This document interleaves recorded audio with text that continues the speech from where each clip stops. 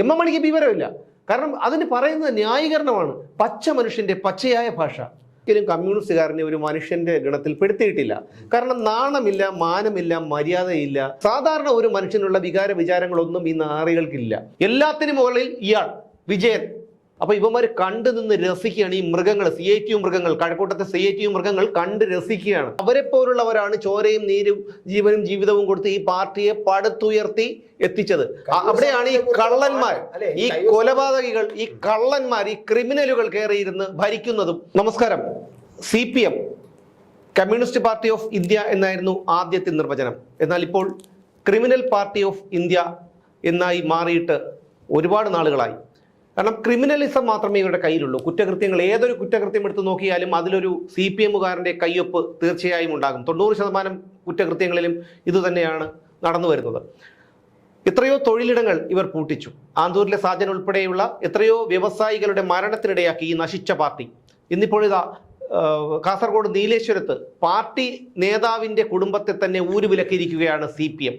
മിനിഞ്ഞാന്ന് കയ്യൂർ സമരസേനാനി കണ്ണൻ്റെ കുടുംബത്തിൽ അവരുടെ മകൾ MK രാധ അവരുടെ പുരയിടത്തിൽ തേങ്ങയിടാൻ വന്ന തൊഴിലാളിയെ മർദ്ദിച്ച് അവശനാക്കുകയും അതുപോലെ തേങ്ങയിടാൻ സമ്മതിക്കാതെ ഇവരെ, സ്ത്രീകൾ ഉൾപ്പെടെയുള്ളവരെ ചീത്ത വിളിക്കുകയും ഭീഷണിപ്പെടുത്തുകയും ഒക്കെ ചെയ്ത വീഡിയോ ദൃശ്യങ്ങൾ നമ്മളെല്ലാവരും കണ്ടതാണ്. അപ്പോൾ എങ്ങനെയാണ് ഈ ഒരു ക്രിമിനൽ, ഈ ഗുണ്ടാ സംഘത്തിന്റെ പോക്ക് എങ്ങോട്ടാണ്? പാർട്ടി എന്നതിനെ വിശേഷിപ്പിക്കാൻ പറ്റില്ല, ഗുണ്ടാ സംഘം എന്നേ പറയാൻ പറ്റും. അല്ലല്ല, അതില് ആ സംഭവം നടന്നപ്പോൾ ഒരാൾ പറഞ്ഞ ഒരു പ്രയോഗമുണ്ട്, അത് തന്നെയാണ് ഇതിന് കാരണം. അതായത് ഇവിടെ ഭരിക്കുന്നതാരെന്നറിയാമോ? പിണറായിയുടെ ഭരണമാണ് ഇവിടെ നടക്കുന്നത് എന്ന് പറഞ്ഞാൽ അതിന്റെ അർത്ഥം എന്തും ചെയ്യാം, അവർക്കത് ചെയ്യാനുള്ള ലൈസൻസ്. അല്ല, അത് ശരിയാണ്. കാരണം ഞാനത് ഒരിക്കലും ഒന്ന് പറഞ്ഞോട്ടെ. കാരണം തമ്മനം ഷാജി, ഗുണ്ടുകാട് സാബു, ഈ പറയുന്ന പെരുമ്പാവൂർ അനസ്, ഇങ്ങനെ ഒരുപാട് ഗുണ്ടാ നേതാക്കളുണ്ട്. അപ്പം അവരുടെയൊക്കെ ഒരു സംഘാംഗങ്ങൾ പറയുന്നൊരു ഭാഷയാണത്. കാരണം ഞങ്ങൾ ഇന്ന ആളിൻ്റെ ആളാണ്, ഓംപ്രകാശിൻ്റെ ആളാണ്, ഗുണ്ടുകാട് സാബുവിൻ്റെ ആളാണ് എന്നൊക്കെ പറയുന്നത് പോലെയാണ് പിണറായി വിജയൻ്റെ ആൾക്കാരാണെന്ന് പറയുന്നത്. കാരണം അവർക്ക് അധികാരമില്ല, ഇയാൾക്ക് അധികാരമുണ്ട്. ഇത് തന്നെയാണ് ഇവർ തമ്മിലുള്ളൊരു വ്യത്യാസം. അതെ, ആ തർക്കം നടക്കുമ്പോൾ പറഞ്ഞതാണ് അവര്. അത് വ്യക്തമായിട്ട് ഓഡിയോ പോലും പിന്നെ വീഡിയോയിലുണ്ട്, നമ്മൾ പുറത്തു വന്ന വീഡിയോയിലുണ്ട്. അതായത് ഇവിടെ ഭരിക്കുന്നതാരെന്നറിയുമോ? പിണറായി വിജയാണ് ഭരിക്കുന്നത്, ഓർമ്മ വേണം എന്ന് പറഞ്ഞാൽ അതിൻ്റെ അകത്ത് എല്ലാം ഉണ്ട്. അതായത് അടങ്ങി ഒതുങ്ങി നിന്നോളണം, ഞങ്ങൾ പറയുന്നത് അനുസരിച്ചോളണം, ഞങ്ങളാണ് തീരുമാനമെടുക്കുന്നത്, ഞങ്ങളാണ് കോടതി, ഞങ്ങളാണ് നിയമം, ഞങ്ങളാണ് എക്സിക്യൂട്ടീവ്, എല്ലാം ഞങ്ങളാണ്. അതായത് ഞങ്ങളുടെ പാർട്ടിയാണ്, CPM ആണ്, അത് പിണറായി വിജയനാണ്. പിണറായി വിജയന്റെ ആജ്ഞ ഇല്ലാതെ ഇവിടെ ഒരുത്തനും ഒരു കുന്തവും ചെയ്യണ്ട. നിങ്ങൾ തേങ്ങ ഇടണമെങ്കിൽ ഞങ്ങൾ പറയണം, നിങ്ങളുടെ തെങ്ങ് നിങ്ങളുടെ തേങ്ങ, പക്ഷേ ഇടണമെങ്കിൽ അത് ഞങ്ങൾ പറയണം. അതുപോലെ ഓരോ ഇവിടെ ജീവിക്കണമെങ്കിൽ ഞങ്ങൾ പറയണം. ആ അവസ്ഥയിലേക്കാണ് കുറെ കാലമായിട്ട് CPM ഉള്ളത്. അതാണ് ഊരുവിലക്ക് എന്ന് പറയുന്നത്. അല്ല, അത് മാത്രമല്ല, ഏറ്റവും വലിയൊരു കാര്യം എന്ന് പറഞ്ഞാൽ ഇതൊരു കമ്മ്യൂണിസ്റ്റ് നേതാവിന്റെ തന്നെ കുടുംബമാണ് എന്നുള്ളതാണ്. ഒരു കമ്മ്യൂണിസ്റ്റിന്റെ കയ്യൂർ സമര സേനാനി, അദ്ദേഹത്തിന്റെ കുടുംബത്തിനാണ് ഈ ഊരുവിലക്ക് എന്നുള്ളതാണ്. കാരണം അവരെ പോലുള്ളവരാണ് ചോരയും നീരും ജീവനും ജീവിതവും കൊടുത്ത് ഈ പാർട്ടിയെ പടുത്തുയർത്തി എത്തിച്ചത്. അവിടെയാണ് ഈ കള്ളന്മാർ, ഈ കൊലപാതകികൾ, ഈ കള്ളന്മാർ, ഈ ക്രിമിനലുകൾ കയറിയിരുന്ന് ഭരിക്കുന്നതും. ഈ പറയുന്ന ഇവനെ പോലുള്ള ഗുണ്ടകളുണ്ടല്ലോ, അതിലൊരുത്തൻ വന്ന് ഒരു റോസ് കളർ ടീഷർട്ട് ഇട്ട ഒരുത്തൻ ഗുണ്ട, അവർ ഗുണ്ടയെ പോലെ പെരുമാറുന്നത്. സത്യം പറഞ്ഞാൽ ഈ തേങ്ങ വെട്ടുന്ന തൊഴിലാളികളുടെ ഇവൻ തേങ്ങ വെട്ടുന്നത് വെട്ടോത്തി ഉണ്ടല്ലേ? അല്ല, എനിക്ക് സംശയം, അത് പിരിച്ചിടുകയാണ്. അവന് ചെയ്യാൻ പറ്റില്ല. അവന് വെട്ടോത്തി പിടിച്ചു വാങ്ങിയല്ലോ. അവന്റെ വെട്ടോത്തി കൂടെ പിടിച്ചു വാങ്ങിയിട്ടല്ലേ ഇയാള് വളരെ പിന്നെ ഈ ക്യാമറ എടുത്ത ഒരു അനന്യ എന്നുള്ള ഒരു കുട്ടിയുണ്ട്, അവിടെ കൊച്ചുമോള്, അതായത് രാധ എന്നുള്ള കൊച്ചുമോള്, അവളെ വെട്ടിയത് അതല്ലേ? ഈ വെട്ടോത്തിയും കൊണ്ട് വന്നിട്ടല്ലേ വെട്ടുന്നത്, പിന്നെ ശരിപ്പെടുത്തിക്കളോ എന്നൊക്കെ പറഞ്ഞോളൂ. അപ്പൊ പേടിച്ചു പോകില്ലേ? പിള്ളേരെ പേടിച്ചു പോകില്ലേ? മാത്രമല്ല ഇയാളെ തെങ്ങിൽ കയറാൻ അനുവദിച്ചില്ല. ഈ തെങ്ങ് കയറ്റക്കാരൊക്കെ ഇവിടെ പലരുടെ അച്ഛനൊക്കെ പനയിലും തെങ്ങിലും കയറി കള്ളി എത്തിയവന്മാരുടെ മക്കളാണ് ഇന്ന് ഇവിടെ പൂണ്ട് വിളയാടുന്നത് കേരളത്തിൽ. അപ്പം അങ്ങനെയുള്ളവന്മാർ ആണ് ഈ പിന്നെ തെങ്ങ് കയറ്റ തൊഴിലാളി. അയാൾ ജീവിക്കാൻ വേണ്ടി വരുന്ന ഒരാളാണ്. അദ്ദേഹത്തിന് വലിച്ചു താഴെ തള്ളിയിട്ട് പച്ചത്തറി വിളിക്കുന്നു, പിന്നെ മർദ്ദിക്കുന്നു. എന്താണ് ഈ നായ്ക്കൾ കാണിക്കുന്നത്? അല്ല, അതിനകത്ത് വേറൊന്നുണ്ട്. അവിടെ ആ പരിസരത്തുള്ള തെങ്ങേറ്റ തൊഴിലാളികളെ മുഴുവനും ഭീഷണിപ്പെടുത്തി നിർത്തിയിരിക്കുകയാണ്. അവിടെ പോകരുത്, അവിടെ പണി ചെയ്യരുത്, അവിടെ പോയി തേങ്ങ ഇടരുത്, അവിടെ എന്തെങ്കിലും ജോലിക്ക് പറഞ്ഞാൽ ചെയ്യരുത് എന്നങ്ങനെ ഊരുവിലക്കി വെച്ചിരിക്കുകയല്ലേ. പക്ഷെ അവർക്ക് തെങ്ങിനെ തേങ്ങ ഇടണമെന്നുള്ളതുകൊണ്ട് ഒരു പുറത്തു നിന്നുള്ള ഈ പറഞ്ഞ ചുറ്റിനുള്ള പ്രദേശത്ത് ഒരാളെയാണ് കൊണ്ടുവന്നിരുന്നത്. അയാൾ വന്നപ്പോൾ അയാളെ കൂടെ വിട്ടു. അയാൾക്ക് കുടുംബമുണ്ട്, ജീവനുണ്ട്, അയാൾക്ക് പോകണമല്ലോ. അയാളെ വലിച്ചു താഴെ ഞാൻ കണ്ടു, ദൃശ്യങ്ങളിൽ വ്യക്തമാണ്. അപ്പൊ സ്വാഭാവികമായിട്ട് സംഭവം അതാണ് CPM-ന്റെ ആ ഒരു. ഈ നായ്ക്കൾക്ക് ചിന്താശേഷി, ഇവന്മാരെ അങ്ങനെ വിശ്വസിക്കാൻ പറ്റൂ ചേട്ടാ. കാരണം ഇവന്മാരെ ഒരിക്കലും മനുഷ്യനായിട്ട് ഞാൻ കാണുന്നില്ല. കാരണം ഒരാളുടെ അയാളുടെ പുരയിടം അവിടെ പിന്നെ തേങ്ങ ഇടുന്നതിനും മറ്റു കാര്യങ്ങൾ ചെയ്യുന്നതിനും ഈ പട്ടികളുടെ അനുവാദം വേണം എന്ന് പറയുന്നത് എവിടത്തെ ന്യായമാണെന്നാണ് എനിക്ക് മനസ്സിലാകുന്നത്. അതിനെയാണ് ഫാസിസം എന്ന് പറഞ്ഞാൽ ഞാൻ പലപ്പോഴും പറഞ്ഞിട്ടുണ്ട് സുമേഷേ, അതിനെയാണ് ഫാസിസം എന്ന് പറയുന്നത്. CPM എന്നുള്ള പാർട്ടി മറ്റാരെയോ പേരിൽ ഫാസിസ്റ്റ് പാർട്ടിയാണെന്ന് മറ്റു ചില പാർട്ടികളെ ആരോപിക്കുമ്പോൾ യഥാർത്ഥ ഫാസിസ്റ്റുകൾ എന്ന് പറയുന്നത് CPM ആണ്. അല്ല, ഇത് ആദ്യത്തെ സംഭവമല്ല. ഇപ്പൊ മാത്രമാണ് നമുക്ക് കുറച്ചു കാലം കൊണ്ട് ഈ നോക്കുകൂലി പ്രശ്നങ്ങൾ നമ്മൾ കേൾക്കാത്തത്. ഒരു 2 വർഷം മുൻപ് ആണെന്ന് തോന്നുന്നു, കഴക്കൂട്ടം ടെക്നോ പാർക്കിൽ ഈ IT ദമ്പതികളായ ഒരു ഫാമിലി അവരൊരു വീട് വെച്ചു. ഈ വീട് വെച്ചപ്പോൾ ഈ പെൺകുട്ടി പ്രസവിച്ചിട്ട്, അവിടുത്തെ വീട്ടുകാരി പ്രസവിച്ചിട്ട് 2 ആഴ്ചയോ മറ്റോ ആയിട്ടുള്ളൂ. അത് പത്രങ്ങളിലൊക്കെ വലിയ വാർത്തയായതാണ്. അവരും IT പ്രൊഫഷണലാണ്. ഈ വാർത്തയായപ്പോൾ ഇവരുടെ വീടിൻ്റെ ഫ്രണ്ടിൽ പാവിംഗ് ടൈൽ വിരിക്കാനായിട്ട് ബൊലേറോ പിക്കപ്പിൽ ഇത് കൊണ്ടുവന്നപ്പോൾ CITU സാറന്മാരെത്തി. സാറന്മാർ പറഞ്ഞു ഞങ്ങൾക്ക് ഇത്ര രൂപ വലിയൊരു നോക്കുകൂലി ചോദിച്ചു. അപ്പോൾ ഇവർ കൊടുക്കാൻ തയ്യാറായില്ല. കാരണം നമുക്കൊരു നിയമമുണ്ടല്ലോ, അതായത് കെട്ടിട നിർമ്മാണത്തിന് ആവശ്യമായ സാമഗ്രികൾ വീട്ടുടമസ്ഥനോ അദ്ദേഹം നിർദ്ദേശിക്കുന്ന ആൾക്കാർക്കോ ഇറക്കാമെന്നാണ് നമ്മുടെ ഇവിടെ ഒരു നിയമം എഴുതി ഉണ്ടാക്കി വെച്ചിട്ടുള്ളത്. പക്ഷേ ഇവിടെ സംഭവിച്ചതെന്ന് പറഞ്ഞു കഴിഞ്ഞാൽ ഇവരെ ഇറക്കാൻ സമ്മതിച്ചില്ല. ലോഡിങ്ങുകാർ വന്നപ്പോൾ വേറെ ആരൊക്കെ ഇറക്കാൻ, ഈ പാവിംഗ് ടൈൽ ഫാക്ടറിയിൽ നിന്ന് ആൾക്കാർ വന്നിരുന്നു, അവരെ ഇറക്കാൻ സമ്മതിച്ചില്ല. അവസാനം ഈ പ്രസവിച്ച് 2 ആഴ്ച തികയാത്ത ആ സ്ത്രീ ഇതിന്റെ മുകളിൽ കയറി ഇറക്കി, ഈ പാവിംഗ് ടൈൽ ഇറക്കി. അപ്പോൾ ഇവന്മാർ കണ്ടു നിന്ന് രസിക്കുകയാണ്. ഈ മൃഗങ്ങൾ, CITU മൃഗങ്ങൾ, കഴക്കൂട്ടത്തെ CITU മൃഗങ്ങൾ കണ്ട് രസിക്കുകയാണ്. എന്നിട്ട് ആ ബൊലേറോ പിക്കപ്പിന്റെ ഡ്രൈവർ ഇവരെ കണ്ട് സഹായിക്കാൻ പോയപ്പോൾ അയാളെ ചീത്ത വിളിച്ചു, അടിക്കാനായി പോയി. അത് വലിയ വാർത്തയായി. അവസാനം ഇത് പോലീസിനെ അറിയിച്ചു.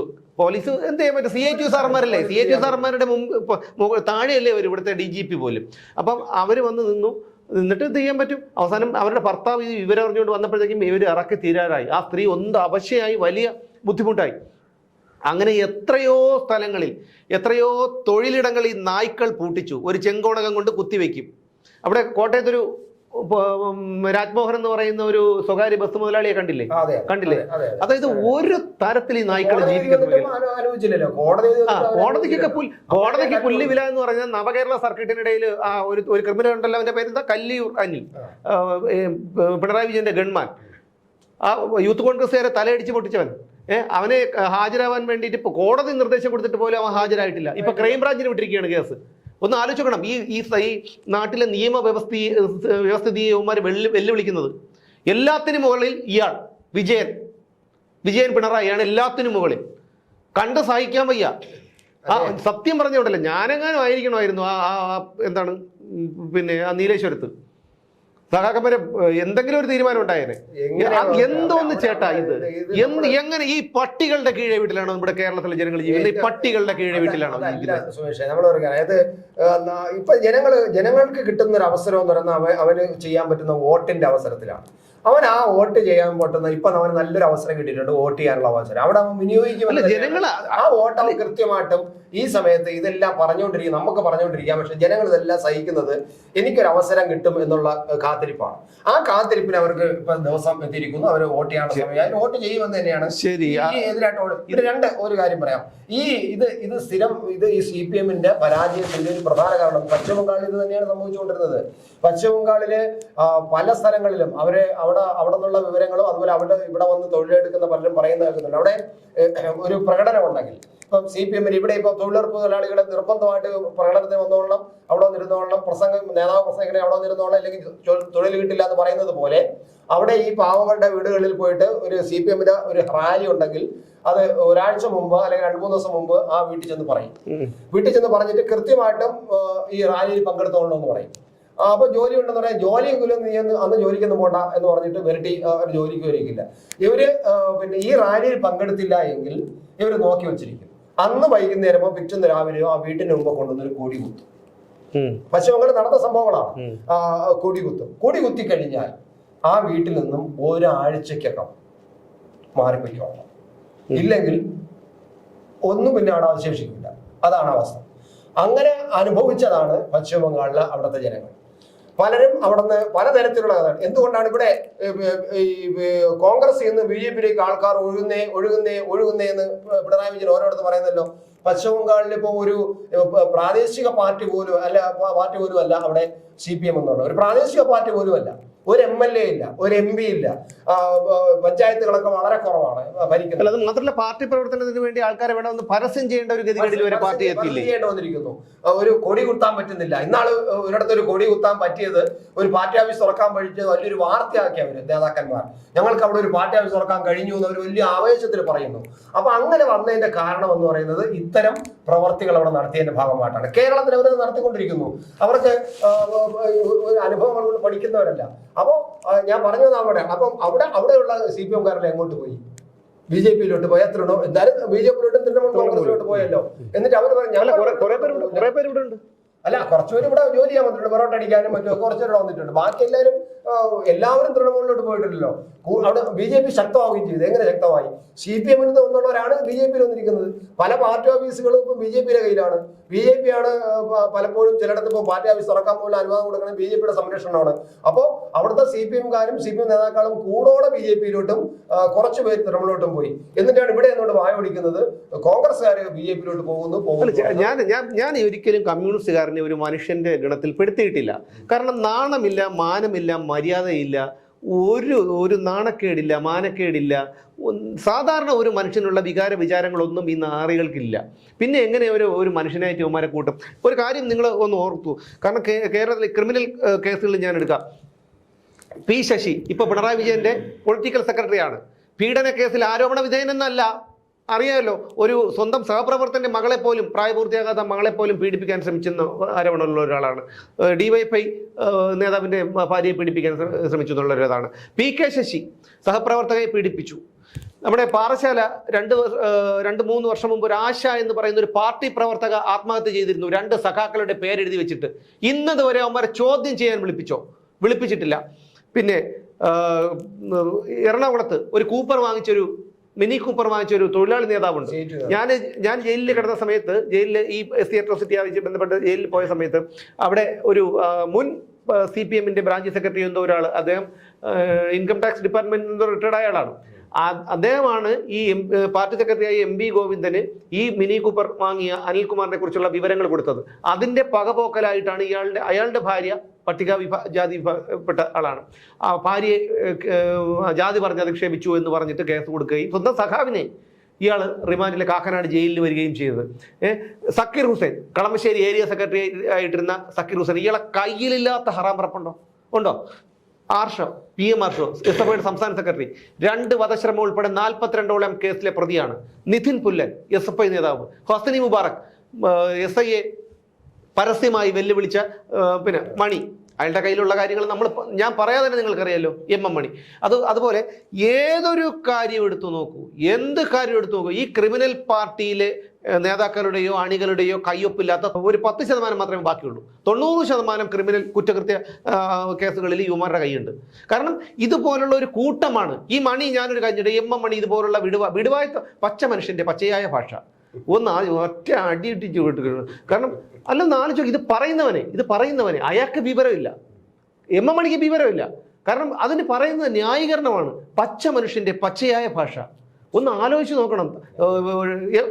ഈ ഡീൻ കുര്യാക്കോസ് ഷണ്ടൻ എന്നാണ് MM മണി പറയുന്നത്. കാരണം ഒരാൾ ഷണ്ടനാണെന്ന് പറയാൻ അയാളെ കൈരേഖ മേടിച്ച് നോക്കി അറിഞ്ഞൂടല്ലോ. അതിന് വേറെ പല അവയവങ്ങളും തൊട്ട് നോക്കേണ്ടതും ഉപയോഗിച്ച് നോക്കേണ്ടതായിട്ട് വരും. അങ്ങനെ നോക്കുമ്പോൾ തീർച്ചയായിട്ടും ചിലപ്പം ആയിരിക്കാം, എനിക്കറിഞ്ഞൂടാ, MM മണിക്ക് ഉറപ്പുണ്ടായിരിക്കണം എന്തായാലും ഡീൻ കുര്യാക്കോസ് ഷണ്ടനാണെന്നുള്ള കാര്യം. കാരണം അദ്ദേഹം അത് ഉറപ്പിച്ചിട്ടാണല്ലോ പറഞ്ഞത്. എന്തെല്ലാം വിവരക്കേട്! ഈ MM മണി വിളമ്പുന്ന ഈ വിവരക്കേടുകൾ മറ്റൊരു പാർട്ടിയിലെ നേതാവാണ് ചെയ്തിരുന്നെങ്കിൽ അവരാരെങ്കിലും ചെയ്യുമോ? നിങ്ങളൊന്ന് ആലോചിച്ച് നോക്ക്.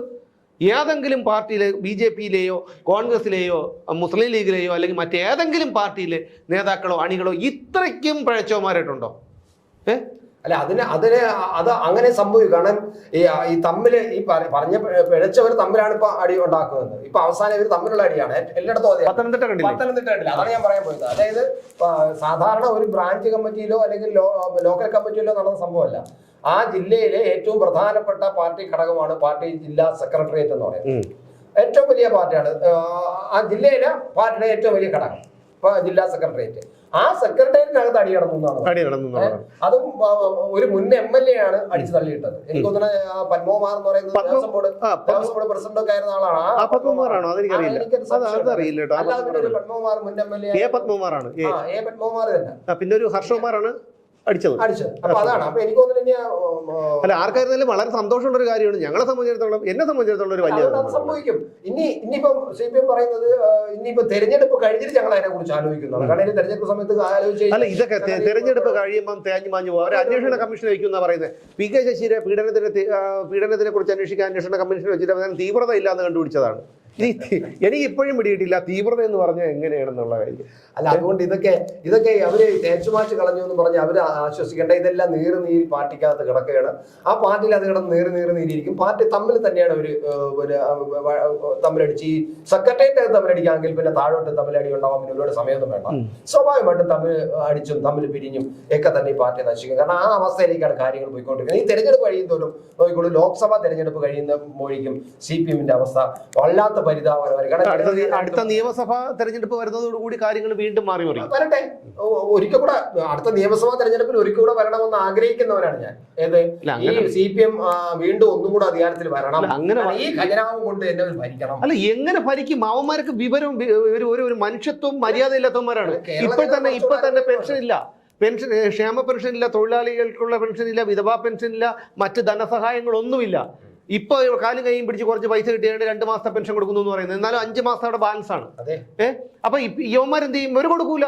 കൊടുത്തില്ലെങ്കിൽ എന്താ അവനെ പിടിച്ച് വെച്ച് അറക്കാൻ പറ്റുമോ? ഒന്നും ചെയ്യാൻ പറ്റില്ല. എന്ത് ചെയ്യാൻ പറ്റില്ല? അവര് കൊടുക്കില്ല.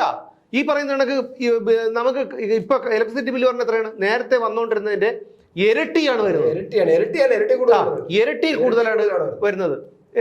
പിന്നെ ഇത് ഒരു വണ്ടി കൊണ്ട് റോഡിൽ ഇറങ്ങി കഴിഞ്ഞാലോ എന്തുമാത്രം ഫൈനുകളാണ് വരുന്നത്. അല്ല, അത് ഇനിയും വരണമെന്നേ. ഈ കേരള ജനത എപ്പോഴും നേരെ ചിന്തിക്കാൻ കഴിയാത്ത ഒരു ജനതയാണെന്ന് എനിക്ക് തോന്നുന്നു പലപ്പോഴും. അതുകൊണ്ട് ഈ ഗവൺമെന്റ് രണ്ടാമത് കയറ്റിയതുകൊണ്ട് മൂന്നാമതും കൂടെ കയറ്റണം. കാരണം കുറച്ചും കൂടെ നമ്മൾ കാര്യങ്ങൾ പഠിക്കാനുണ്ട് കേരള ജനത എന്നാണ് എനിക്ക് തോന്നുന്നത്. എങ്ങനെ പഠിക്കാൻ? ഇനി എങ്ങനെ നമ്മൾ ഞാൻ ചോദിച്ചോട്ടെ, ഇപ്പൊ തന്നെ ജീവിക്കാൻ പറ്റാത്തൊരു സ്ഥിതിയാണ്. ഇന്ന് ഒരാള് കോഴിക്കോട്ടേക്ക് ബസ്സിൽ പോകാനായിട്ട് രാവിലെ വിളിച്ചു ചോദിച്ചപ്പോൾ 900 രൂപയാണ് ഇവിടുന്ന് കോഴിക്കോട് പോകാൻ. ഞാൻ അത്ഭുതപ്പെട്ടു. 900 രൂപയോ? AC ആണോ? ആയിരിക്കാം, സ്വിഫ്റ്റ് ആയിരിക്കും.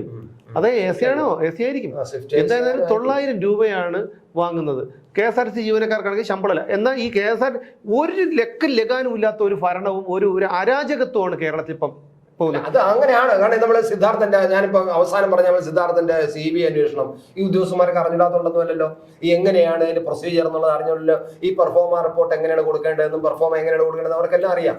അപ്പൊ ഇതൊന്നും അറിഞ്ഞുകൂടാത്തോണ്ടല്ല. ഇതെല്ലാം മുമ്പ് ചെയ്തിട്ട് ആദ്യമായിട്ടല്ല കേരള ഗവൺമെന്റ് ഒരു CBI അന്വേഷണം പ്രഖ്യാപിക്കുന്നത്. ഈ പ്രൊസീജിയർ എല്ലാം ചെയ്തിട്ടുള്ളവരാണ് ഉദ്യോഗസ്ഥർ. ഈ പറയുന്ന ഒരു ഉന്നത പോലീസ് ഉദ്യോഗസ്ഥരുടെ മകളും ഈ കൂട്ടത്തിലുണ്ടായിരുന്നു പറയുന്നു. ഇവളുടെയൊക്കെ പേരെന്താ പുറത്തുവിടാത്തത്? എന്ത് കഷ്ടമാണ്. പോലീസിന്റെ ഓഫീസിൽ ജോലിയുള്ള ആളാണ്, പിന്നെ അധികാരമുണ്ട്, പുറത്തുവിടില്ല. അതിനകത്ത് എന്തായാലും താളം തെറ്റുന്നു എന്നുള്ളത്, ഈ ഭരണകൂടം പോലും താളം തെറ്റുന്നു എന്നുള്ളത് കൃത്യമാണ്. അതല്ലെങ്കിൽ ഈ CBI അന്വേഷണത്തിനുള്ള വിജ്ഞാപനം പുറപ്പെടുവിച്ചിട്ട് ഈ പേപ്പർ കൊടുക്കുന്നത് ഡൽഹിയിൽ കൊടുക്കേണ്ട പേപ്പർ പിന്നെ കൊച്ചിയിൽ കൊടുക്കാൻ ഇവന്മാർക്ക് അത്രയ്ക്ക് തലയ്ക്ക് ഓളമില്ലാത്തതുകൊണ്ടാണ്, ബോധപൂർവമാണ്. അതല്ലെങ്കിൽ ഇവരെല്ലാം ആകെ തകർന്നിരിക്കുന്നു, ഈ താളം തെറ്റിയിരിക്കുന്നു അതിന്റെ തെളിവും കൂടെയാണ്. ഒന്നുകിൽ മനഃപൂർവ്വം ബോധപൂർവം വെച്ച് ഈ പിന്നെ തെറ്റായിട്ട് കത്തയച്ചതാണ്. ഡൽഹിയിൽ അയക്കേണ്ട കത്ത് കൊച്ചിയിലേക്ക് അയച്ചു. അല്ലെങ്കിൽ ഇവര് പിന്നെ ഈ ഉദ്യോഗസ്ഥന്മാർക്കൊന്നും യാതൊരു ഉത്തരവാദിത്വവും ഒരു ബോധമോ ഇല്ലാതെ അവരെല്ലാം തെറ്റായി കിടക്കുന്നു. കാരണം എനിക്ക് ചില സർക്കാർ ഉദ്യോഗസ്ഥന്മാരെ പരിചയമുണ്ട്. അവരെല്ലാം പറയുന്ന മറ്റു പല ഡിപ്പാർട്ട്മെന്റൊക്കെ ഉള്ളവർ ഒരൊറ്റ ഡിപ്പാർട്ട്മെന്റ് പോലും നേരെ ചെറിയ കാര്യങ്ങൾ നടക്കുന്നില്ല എന്നുള്ളതാണ്. കേരളത്തിലെ ഈ ആഭ്യന്തര വകുപ്പില് ഒന്നും നടക്കുന്നില്ല. ഉന്നത വിദ്യാഭ്യാസ വകുപ്പിലെ ഡിപ്പാർട്ട്മെന്റിലെന്ന് പറഞ്ഞാൽ തികച്ചും തലതിരിഞ്ഞുള്ള പ്രവർത്തനം മാത്രമാണ് നടക്കുന്നത്. ഉന്നത വിദ്യാഭ്യാസം അവിടുത്തെ ഉദ്യോഗസ്ഥന്മാരാണ് പറയുന്നത്. അവരൊക്കെ അവിടുത്തെ ചില അനുഭവങ്ങൾ കിട്ടുണ്ടാതെ അവരിയ്ക്കുന്നു. അവര് അവിടെ നിന്ന് മോഡിൽ നിന്ന് വരുന്ന നിർദ്ദേശങ്ങൾ അനുസരിച്ച് അവർ പോകുന്നു. അവർക്ക് ശമ്പളം കിട്ടും, അതുകൊണ്ട് ചെയ്യുന്നു. സത്യം അവർ പറയുന്നത് മനസാക്ഷി അനുവദിക്കുന്നില്ല ചില കാര്യങ്ങൾ ചെയ്യാൻ. അത്രയ്ക്ക് തികച്ചും പിന്നെ ഒരു ന്യായവുമില്ലാതെ ഒരു ചട്ടവും പാലിക്കാതെ ഒരു മാനദണ്ഡവും ഇല്ലാതെയാണ് ചില കാര്യങ്ങൾ ചെയ്തുകൊണ്ടിരിക്കുന്നത്. നിരവധി പ്രത്യേകിച്ച് ഉന്നത വിദ്യാഭ്യാസ മേഖലയിൽ. ഇന്നിപ്പോ ഒരു പെൺകുട്ടിയുടെ സ്ത്രീയുടെ ഒരു ഇതുണ്ടായിരുന്നു. അവര് ഞാൻ കറക്റ്റായിട്ട് ഓർമ്മിച്ചതില്ല. അവര് 1ാം റാങ്കാണ്. അവർ PSC റാങ്ക് ലിസ്റ്റിൽ വന്നിട്ട് തന്നെ ഇപ്പോൾ 2023 റാങ്ക് ലിസ്റ്റ് വന്നതാണ്. ഇപ്പൊ ഇതുവരെ അവർക്ക് നിയമന ഉത്തരവിട്ടിട്ടില്ല, അത് വന്നിട്ടില്ല. ഈ ചോദിക്കുമ്പോൾ പറയുന്നത് വെച്ചാൽ വരും, വരാതിരിക്കില്ല, നിങ്ങൾക്ക് കിട്ടും, കിട്ടാതിരിക്കില്ല, പിന്നെ എന്താണ് പിന്നെ പറയുന്നത് സാമ്പത്തിക പ്രതിസന്ധിയാണ് എന്നൊക്കെയാണ് പറയുന്നത്. അവർ പറയുന്ന സങ്കടം വരും കേട്ടോ. അപ്പം അതായത് അവർ ഒരു ദിവസം ഉറങ്ങുന്നത് 1 മണിക്കൂറും അരമണിക്കൂറും വരെ ഉറങ്ങിയ ദിവസങ്ങളുണ്ടെന്ന്. അവസാനം ഇവരുടെ ഈ പഠിത്തം കാരണം ഇവർക്ക് സർക്കാർ ജോലി വേണമെന്നാണ്, ഞാനത് മാതൃഭൂമി ന്യൂസിൽ കണ്ടതാണ്, ജോലി വേണമെന്നാണ്. അവസാനം ഈ ഒരു വിഷയത്തിൻ്റെ പേരിൽ ഇവർ ഡിവോഴ്സായി. ഒരു പെൺകുട്ടിയാണ് അവർക്കുള്ളത്, കോഴിക്കോട്ടുകാരിയാണ്.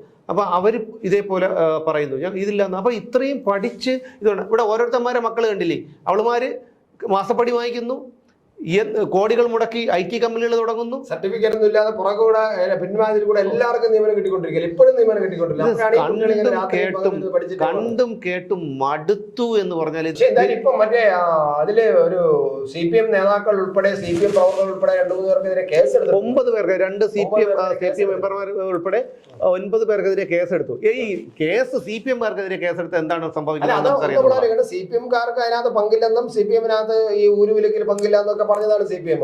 പിന്നെ എങ്ങനെയാണ് ഒരു CPM? അതല്ലേ പറയുന്നത്. യവന്മാരൊക്കെ കള്ളം പറയാൻ ഉളുപ്പില്ല. ഇവിടെ ഒരു മുഖ്യമന്ത്രി ഉണ്ടല്ലോ, അയാൾ ചെന്നിട്ട് പറയുന്നതൊക്കെ കേട്ടില്ലേ, പൊതുവേദികളിൽ നിന്ന് തള്ളുന്ന കേട്ടിട്ടില്ലേ, ഈ കൈകൾ ശുദ്ധമാണ്, ശുദ്ധോ എന്ത് വിഡ്ഢിത്തരങ്ങളാണ് ഇയാൾ ഈ പറയുന്നത്. അത് പോട്ടെ, ഈ അയാളുടെ കാര്യം വിടൂ, എന്തെല്ലാം കള്ളത്തരങ്ങളാണ് ഇയാൾ ഇന്ന് ഇത്രയും ആയിരക്കണക്കിന് ഭീഷണിപ്പെടുത്തി കൊണ്ടുവന്നു കഴിഞ്ഞാലും സമ്മർദ്ദപ്പെടുത്തി കൊണ്ടുവന്നാലും ഈ കുടുംബശ്രീയിലുള്ളവരെല്ലാം അവരെല്ലാം മനുഷ്യർ. അവർ വന്നിട്ട് ഈ വേദിയിൽ ഇരിക്കുമ്പോഴാണ് ഈ പച്ചക്കള്ളം ഈ പെരുന്നുണയം വിളിച്ചു പറയുന്നത്. ഒന്ന് ആലോചിച്ച് നോക്കിയാണ്, എങ്ങനെ അത് ആർക്ക് കഴിയും? 10 പ്രാവശ്യം കള്ളം വിളിച്ചു പറയുമ്പോൾ അത് സത്യമാവുന്നതാണ് ഗീബൽസ് പറയുന്നവര്. അതൊക്കെ ഇവർക്കും ടെക്നിക്ക് അറിയാം. അതല്ലെങ്കിൽ ഈ CAA കുറിച്ച് ഇത്രയും മോശമായിട്ട് ഇയാൾ പറയും. ഞാനെന്താ പറഞ്ഞത്, യഥാർത്ഥത്തിൽ ഇയാളാണ് വർഗീയവാദി. ഇയാൾ അധികാരത്തിൽ വന്നതിന് ശേഷമാണ് ഈ ഹിന്ദുക്കളും മുസ്ലിങ്ങളും തമ്മിൽ ഇത്രയേറെ വർഗീയത പറയുന്നതും തമ്മിലടിക്കുന്നതും ഇയാൾ വന്നതിന് ശേഷമാണ്. ഇയാളുടെ 8 കൊല്ലങ്ങൾ. അതിനു മുമ്പ് നിങ്ങളൊന്ന് ആലോചിച്ച് നോക്ക്, ഇവിടെ ഒരു വർഗീയതയില്ലായിരുന്നു. അല്ല, അയാളെ ഓപ്പൺ ആയിട്ട് സ്റ്റേജ് വന്നിരുന്ന് പറയല്ലേ ഇത് ഹിന്ദു. യഥാർത്ഥ ഇയാളെ പിടിച്ച് ചെയ്യേണ്ടത്, ഇയാളെ പിടിച്ച് തൂക്കിയെടുത്ത് അകത്തിലാണ് ചെയ്യേണ്ടത്. വർഗീയത പറയുന്നതും വർഗീയതയെ പ്രോത്സാഹിപ്പിക്കുന്നത് ഈ മുഖ്യമന്ത്രിയാണ്. പക്ഷെ ആരുണ്ട് ചോദിക്കാൻ?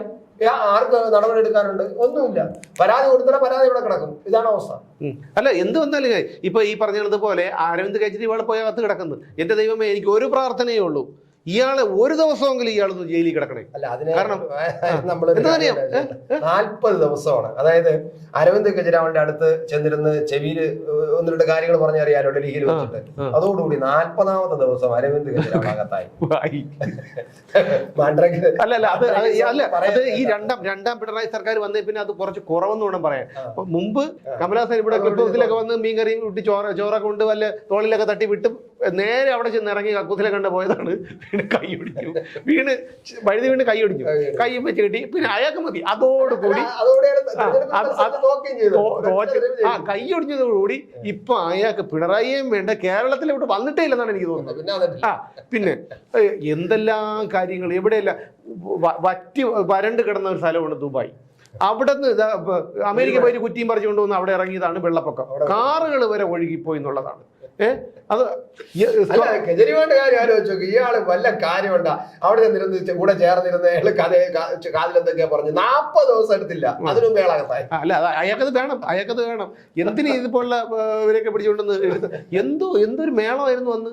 ജനങ്ങളുടെ പണം എടുത്ത് നേരെ അവിടെ ചെന്നിട്ട് കേന്ദ്ര സർക്കാരിനെതിരെ സമരം ചെയ്യുന്നു.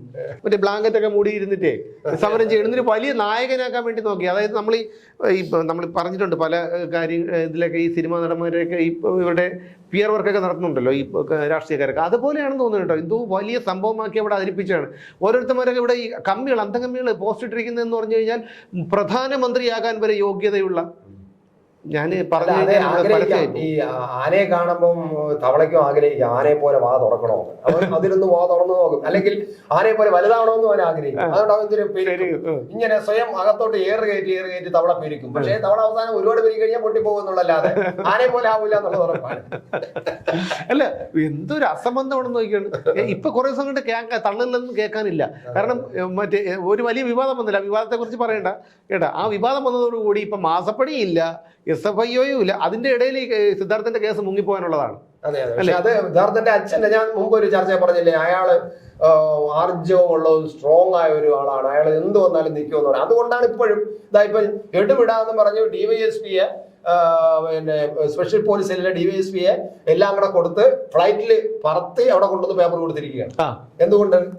ജയപ്രകാശ് അല്ല, അത് മാത്രം, അത് അച്ഛന്റെ ആർജവം. അല്ല, അത് മാത്രമല്ല, വേറൊരു കാര്യം എന്ന് പറഞ്ഞു കഴിഞ്ഞാൽ പിന്നെ ഗവർണർ പറഞ്ഞിട്ടുണ്ട് ഒരു തിരിമറിയും നടക്കില്ല എന്ന് പറഞ്ഞിട്ടുണ്ട്. അല്ല, എന്നിട്ടും എനിക്ക് മനസ്സിലാവത്തെ ഈ ഇവന്മാർ എന്തിനാണ് സംരക്ഷിക്കുന്നത് എന്നുള്ളതാണ്. അവളുടെ പേര് പുറത്തു വന്നിട്ടില്ല ഒരുത്തി, പോലീസ് ഉദ്യോഗസ്ഥരുടെ. അതുപോലെ തന്നെ മരിച്ച പിന്നെ യുവജനോത്സവ വേദിയിൽ വന്നിട്ട് മരിച്ച ആത്മഹത്യ ചെയ്ത വിധികർത്താവ് ഷാജി. ഈ ഷാജിയെ മർദ്ദിച്ചതിൽ അഞ്ജു കൃഷ്ണ എന്ന് പറയുന്ന ഒരു SFIയുടെ നേതാവ് ഒരു പെണ്ണുണ്ടായിരുന്നു. ഒന്ന് ആലോചിച്ച് നോക്കി, ഇവളുമാരുടെ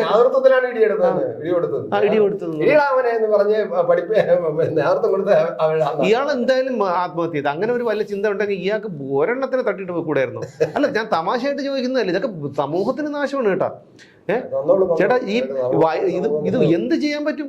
മനുഷ്യനായി പോയില്ലേ? വല്ല വൈറസിന്റെയും ബാക്ടീരിയയും ഒക്കെ സ്വഭാവമാണ്. അതിനെയൊക്കെ നമുക്ക് എന്ത് ചെയ്യാൻ പറ്റുമെന്ന് ചിന്തിക്കാൻ പറ്റും. തെരഞ്ഞെടുപ്പ് വരുന്നുണ്ട്, ജനങ്ങളുടെ കയ്യിൽ ഒരു ആയുധം കിട്ടുന്നുണ്ട്, അവൻ ഉപയോഗിക്കും, ഉറപ്പായിട്ട് അത് ഉപയോഗിക്കുമെന്ന് തന്നെയാണ് എന്റെ വിശ്വാസം. അത് തന്നെയാണ് എനിക്കും പറയാനുള്ളത്. കാരണം എന്ന് വെച്ചാൽ നമുക്ക് പ്രതികരണ ശേഷി ഇല്ല കേരളത്തിലെ ജനങ്ങൾക്ക് എന്ന് പറഞ്ഞാൽ ഷണ്ടന്മാരാണ്. ഈ മണി പറഞ്ഞത് കേരളത്തിലെ ജനങ്ങളാണ് പറയാനുള്ളത്. കാരണം ഞാൻ അങ്ങനെ പറയുള്ളൂ. കാരണം പ്രതികരണ ശേഷിയില്ല. നമ്മളൊക്കെ ഇത്രയെങ്കിലും ഇരുന്ന് പറയുന്നുണ്ടല്ലോ. ഒരാൾക്കും നമ്മളൊരു പബ്ലിക് ഒപ്പീനിയൻ എടുക്കാൻ പോയി, അയ്യോ എനിക്ക് പേടി, പേടിയാണ്. കാരണം തൊട്ടപ്പുറത്ത് പാർട്ടി സഖാവാണ്, ഇങ്ങനെയുള്ളവരാണ് ജീവിക്കുന്നത് ഇവിടെ. നിങ്ങൾ എന്തിനായാലും കയറി പറഞ്ഞത് ചോദിക്കും, പിന്നെ അവർക്ക് എന്തെങ്കിലും കാര്യം വന്നാൽ അവർ വരില്ല, പേടിയാണ്. അല്ല, എന്നാലൊരു കാര്യമുണ്ട്, സാധാരണ ആൾക്കാരുണ്ടല്ലോ, സാധാരണ പാവപ്പെട്ട വളരെ കൂലിപ്പണിക്കൊക്കെ പോകുന്ന ആൾക്കാർ, അവരുടെ അടുത്തൊക്കെ ചോദിച്ചു, ചിലർ ആർജവത്തോടുകൂടി ചില സ്ത്രീകൾ പറയും അവർക്ക് അവരെ പേടിയില്ല, ആനുകൂല്യം വേണമെന്നില്ല. ആനുകൂല്യം എന്നുള്ളത് ഇവരുടെ ഔദാര്യമല്ല എന്ന് വിശ്വസിക്കുന്നവരുടെ ഈ ആനുകൂല്യം എന്ന് പറയുന്നത് നമ്മുടെ അവകാശമാണ്, അല്ല CPM നേതാവിന്റെ ഔദാര്യമല്ല എന്ന് ചിന്തിക്കുന്നവരാണ് സ്ട്രോങ് ആയിട്ട്. എന്തായാലും ഈ പറയുന്നത് പോലെ ഒരു തവണ മരിച്ചേ പറ്റൂ. അതിനിപ്പോ എന്തായാലും പേപ്പട്ടിന്റെ കടി ഉണ്ടായിരുന്നാലും ഈ പട്ടികളെ അടി ഉണ്ടായിരുന്നാലും നമ്മൾ ഇനിയിപ്പോൾ മരിച്ചേ പറ്റൂ. അത് അങ്ങനെയാണ് വിധിയെങ്കിൽ അങ്ങനെ സമാധാനിക്കണം. പക്ഷെ എന്ത് വന്നാലും ശരി, ഇതൊരിക്കലും കുറേ നാളുകൾ കൊണ്ട് ഊരുവിലക്കൊക്കെ മുമ്പുണ്ടായിരുന്നു. പാർട്ടി ഗ്രാമങ്ങളിൽ ഊരുവിലക്കൊക്കെ നമ്മൾ ഇവിടെ മാധ്യമങ്ങളിലൊക്കെ, നമ്മൾ ഇങ്ങോട്ടില്ല, തെക്കോട്ടൊന്നുമില്ല, എന്നാൽ പോലും കണ്ണൂരിലൊക്കെ പാർട്ടി ഗ്രാമങ്ങളിൽ ഇപ്പോഴും ഉണ്ട് സുമേഷ്, ഉണ്ട് രഹസ്യമായിട്ട് ഇപ്പോഴും അവിടെ നടക്കുന്നുണ്ട്. ചിലത് മാത്രമേ നമ്മൾ പുറത്തറിയുന്നുള്ളൂ, മാധ്യമങ്ങൾ പറയുന്നുണ്ട്, ബാക്കിയെല്ലാം സഹിച്ചനുഭവിക്കുന്നുണ്ട്, ഇപ്പോഴും ഉണ്ട്. അതാണ് സാർ, നിങ്ങൾക്ക് അവിടെ ചെന്നിട്ട് പിന്നെ ഒന്നുമില്ലെങ്കിൽ നിങ്ങൾക്ക് അവിടെ ചെന്നിട്ട് ഇദ്ദേഹത്തിന്റെ വീടിന്റെ ഫോട്ടോ എടുക്കാമോ? പിണറായി വിജയന്റെ വീട് ചെറുതോ വലുതോ എന്തോ ആയിക്കോട്ടെ, വീടിന്റെ ഫോട്ടോ ഒന്നും എടുക്കാം അവിടെ എന്നുണ്ട്, പറ്റില്ല, അനുഭവിക്കും.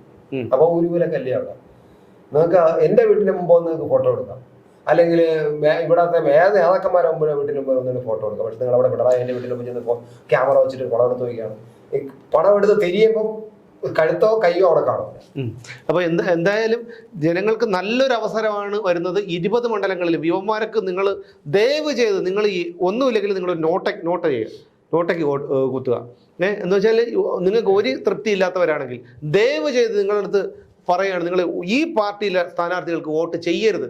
അങ്ങനെ പറയാതിരിക്കാൻ വഴിയില്ല. കാരണം കണ്ടും കേട്ടും അടുത്തുന്നേ. ഇനിയെങ്കിലും അവരൊന്ന് പഠിക്കട്ടെ. കഴിഞ്ഞ തവണ ആരിഫ് ഒരെണ്ണമെങ്കിലും ഉണ്ടായിരുന്നു, ഇത്തവണ അതുപോലും ഇല്ലാത്ത രീതിയിലൊന്ന് ജനങ്ങളൊന്ന് പഠിപ്പിച്ചു കൊടുക്കണം. എന്നാൽ മാത്രമേ ഇവന്മാർക്ക് വീണ്ടും വിചാരം ഉണ്ടാവില്ല. കാരണം ഇവന്മാരെ കൊണ്ട് കുഴിയിൽ വെക്കുന്നത് വരെ ഇവന്മാർക്ക് വീണ്ടും വിചാരം ഉണ്ടാവില്ല. അതായത് ഇതൊരു അസുഖമാണ്. അതായത് നമ്മൾ ജന്മന ഇത് നമ്മുടെ ചില അസുഖങ്ങളുണ്ട്, മരണം വരെ നമ്മൾ ആ അസുഖം പേര് ജീവിക്കണം, മരുന്നില്ല. അതുപോലെ ഒരു അസുഖമാണ് ഈ കമ്മ്യൂണിസം എന്ന് പറഞ്ഞാൽ. തലച്ചോറിനെയാണ് ബാധിക്കുന്നത്. രക്ഷപ്പെടുന്നത് വളരെ കുറച്ച് പേരാണ്, വളരെ രക്ഷപ്പെടുന്നവരില്ല. കാരണം ഇതിപ്പോൾ എന്താണ്, ഈ പേപ്പട്ടി അടിച്ചു കഴിഞ്ഞാൽ അത് നേരെ തലച്ചോറിനെയാണ് ബാധിക്കുന്നത്. ഈ കടിക്കുന്നതിനിടയ്ക്ക് നമ്മൾ എന്താണ് പിന്നെ പ്രതിരോധ കുത്തിവയ്പ് എടുത്തു കഴിഞ്ഞാൽ രക്ഷപ്പെടും. അങ്ങനെ രക്ഷപ്പെടുന്ന കുറച്ച് പേരാണ് ഈ പറഞ്ഞ കണക്ക് പാർട്ടി മാറിയും ചിന്തിച്ചും വേറെ ഞാൻ ഇങ്ങനെയാണോ ഇരിക്കില്ലല്ലോ നമ്മളൊരു കാര്യമായിട്ട് അതാണ് ഞാൻ പറഞ്ഞത് ചിലർ വിചാരിക്കും കേട്ടാ അന്നിപ്പോ കുത്തിവെപ്പൊന്നും എടുക്കണ്ട പട്ടിയല്ലേ കടിച്ചത് കുഴപ്പമില്ല എന്റെ അരിമ പട്ടിയല്ലേ എന്ന് വിചാരിക്കും. അങ്ങനെയല്ല, അയ്യോ അതെന്തോ വലിയ മഹത്തായ ആശയമാണ്, ലോകത്തിൽ ഇത് മാത്രമേ ഉള്ളൂ ഏറ്റവും വലിയ ആശയം. അതുകൊണ്ട് ഈ അരിവാണെന്ന് പറയുന്നതും ചോപ്പെന്ന് പറയുന്നത് എന്തോ ഉള്ളിൽ നിറഞ്ഞു കിടക്കുന്ന മനസ്സിൽ നിറഞ്ഞു കിടക്കുന്ന എന്തോ ആണെന്നൊക്കെ തോന്നലുണ്ടല്ലോ. അതിനെ അങ്ങ് അയച്ചു വിട്ടുകൊടുത്താൽ മതി, നമ്മൾ രക്ഷപ്പെടും. അല്ല രക്ഷപ്പെടും. അതിനെല്ലാവരും തയ്യാറാവില്ല. അതിനെല്ലാവരും തയ്യാറാവില്ല. പക്ഷെ ഞാൻ പറഞ്ഞത് അതാണ്, ഈ പേപ്പട്ടി അടിക്കുന്നത് പോലെയാണ്. പേപ്പട്ടി കടിച്ചു കഴിഞ്ഞാൽ നമ്മുടെ അതിന്റെ പേപ്പട്ടി വിഷം വായിക്കുന്നത് തലച്ചോറിനെയാണ്. അപ്പൊ സാധാരണ നമ്മളിപ്പോ പട്ടി അടിക്കുമ്പോഴത്തേക്കും ഹോസ്പിറ്റലിൽ പോകും, ഇഞ്ചക്ഷൻ എടുക്കും. അപ്പൊ ചിലർ വിചാരിക്കും ഇതിന്റെ അരിമ പട്ടിയല്ലേ കുഴപ്പമൊന്നുമില്ല, ഡിക്കിൾ പട്ടി അടിച്ചാൽ കുഴപ്പമൊന്നുമില്ല എന്ന് വിചാരിക്കും. ഇത് നേരെ ചെന്നിട്ട് ഉച്ചി കയറും, തലച്ചോറിൽ കയറി കഴിഞ്ഞാൽ പിന്നെ രക്ഷയില്ല. അങ്ങനെ ഉള്ളവന്മാർ ഒരിക്കലും മാറൂല. മനസ്സിലായോ? അവരുടെ അന്ത്യം പേപ്പട്ടി കടിച്ചവന്റെ അന്ത്യം എങ്ങനെ ആയിരിക്കും? അതുപോലെ ആയിരിക്കും ഉമ്മാരുടെയൊക്കെ ഇതെന്ന് പറഞ്ഞു കഴിഞ്ഞാൽ. പിന്നെ ഇന്നിപ്പോ ഈ പറഞ്ഞ കണ്ണന്റെ കയ്യൂർ സമരസേനന്റെ അദ്ദേഹമൊക്കെ പിന്നെ കഷ്ടപ്പെട്ട് ആണ് ഈ പ്രസ്ഥാനത്തെ കെട്ടിപ്പടുത്തുകൊണ്ടുവന്നത്. എപ്പോഴും പാർട്ടി പാടിക്കൊണ്ട് നടക്കുന്ന പ്രചരിപ്പിച്ചുകൊണ്ട് നടക്കുന്ന ഒരു സമരമാണ് കയ്യൂർ സമരം. ആ കയ്യൂർ സമരത്തിൽപ്പെട്ട ഒരാളുടെ വീടിന് CPM-കാർ തന്നെ ഉപരോധം ഏർപ്പെടുത്തി എന്ന് പറഞ്ഞാൽ അതിനപ്പുറം വേറെ എന്തുണ്ടെന്നുള്ളതാണ്. നാളെ ഇതൊക്കെ തിരിച്ചു വരും, ഇതൊക്കെ തിരിഞ്ഞു വരും. കാരണം ഇതുപോലുള്ള കുറെ നേതാക്കന്മാരുണ്ടല്ലോ, ഇപ്പോൾ ഇത് അധികാരം കയ്യിലുണ്ട്, എനിക്ക് എന്തുമാകാമെന്നൊക്കെ ചിന്തിക്കുന്ന കുറെ വിഡ്ഢി കൂശ്മാട്ടങ്ങളുണ്ടല്ലോ, ഇതൊക്കെ തിരിഞ്ഞു വരും. ഇവന്റെയൊക്കെ പിൽക്കാലങ്ങൾ ഇവിടെ തന്നെ ജീവിക്കും. ജനം കോണകമെടുക്കുന്ന ഒരു ദിവസം വരും. അന്ന് എന്നാലെങ്കിലും നമുക്കൊരു തൃപ്തി ഉണ്ടാവും. നമുക്കതുകൊണ്ടൊന്നും കിട്ടാനൊന്നും പോകുന്നില്ല. പക്ഷേ ഈ പാവപ്പെട്ട ജനങ്ങൾ അനുഭവിക്കുന്നതിന് ഒരു പരിഹാരം എന്നുള്ള നിലയ്ക്ക് അതെങ്കിലും കണ്ട് നമുക്ക് തൃപ്തി അടയാം എന്നൊരു ശുഭാപ്തി വിശ്വാസത്തോടെ നമുക്ക് വീണ്ടും കാണാം നാളെ.